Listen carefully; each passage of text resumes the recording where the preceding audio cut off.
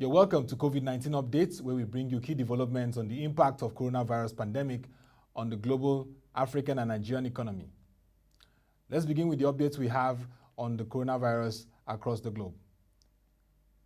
First is the confirmed cases of 5,132,140 cases, while we have 331,158 deaths and 2,045,210 recoveries.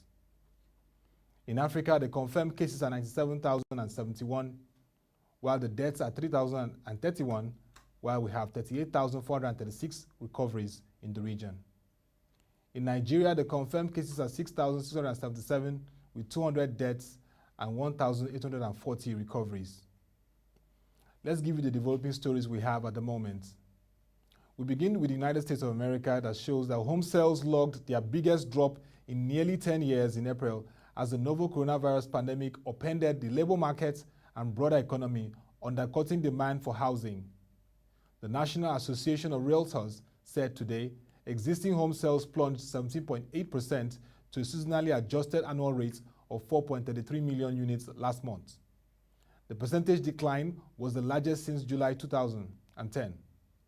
Economists polled by Reuters had forecast existing home would decrease 18.9% to a rate of 4.30 million units in April. Existing home sales, which make up about 90% of U.S. home sales, dropped 17.2% on a year-on-year basis in April. The reports came on the heels of the data on Tuesday showing a record collapse in home building and permits in April. It added to a plunge in retail sales and manufacturing production last month, in strengthening economists' prediction for the biggest contraction in gross domestic product in second quarter since the Great Depression. The worst of the housing market slump is likely behind as the country reopens after a near-total shutdown since mid-March to slow the spread of COVID-19, the respiratory illness caused by the coronavirus. With at least 21.4 million people losing their jobs in March and April, however, the housing market could remain subdued for a while, even with mortgage rates near record lows.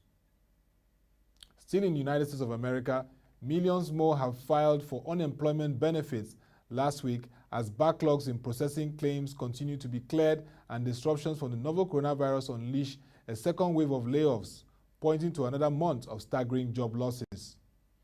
The Labor Department's weekly jobless claims report, the most timely data on the economy's health, showed a surge to a record high in the number of people on unemployment rolls, suggesting that businesses were probably in no rush to rehire workers as they reopen.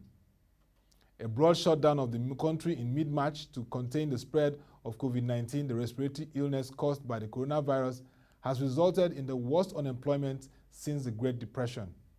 The states may be opening back up, but the labor market is still closed for millions across America, and the loss of the income and spending of those without jobs will be a considerable headwind for this economic recovery, said Chris Rupke, chief economist at MUFG in New York.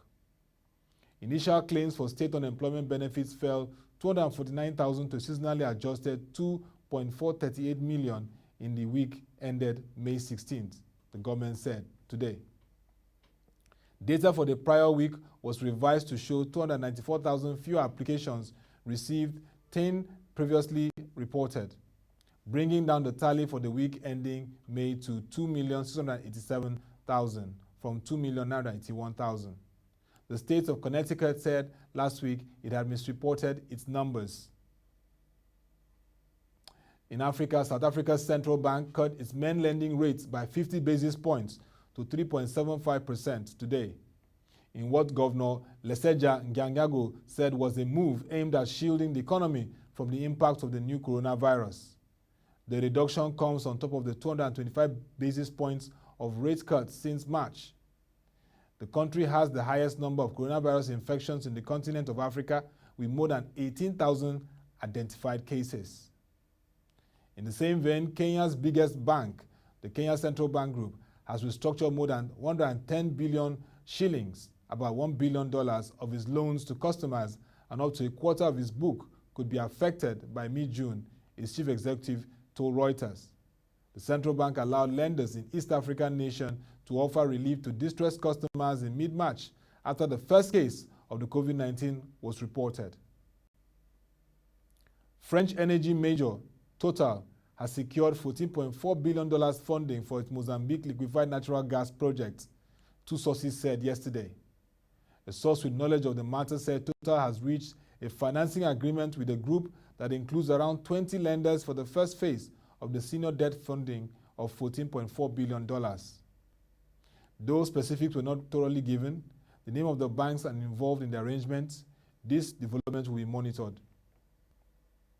In Nigeria, the Consumer Price Index, which measures inflation, increased by 12.34% year-on-year in April 2020.